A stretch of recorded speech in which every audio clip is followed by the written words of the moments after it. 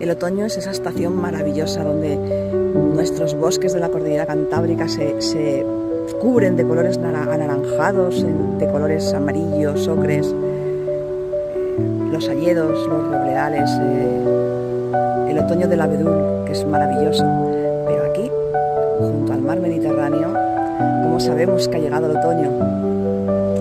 Pues lo más característico del otoño en el Mediterráneo es la luz del Mediterráneo. Es una luz diferente, especial. Los atardeceres son naranjas, ocres, como nuestros bosques.